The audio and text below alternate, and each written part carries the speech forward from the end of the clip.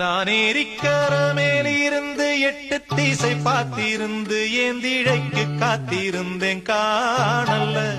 மணி 7 8 ஆன பின்னும் ஊரடங்கி போன பின்னும் சோறு தண்ணி வேணும்னு தோணல்ல.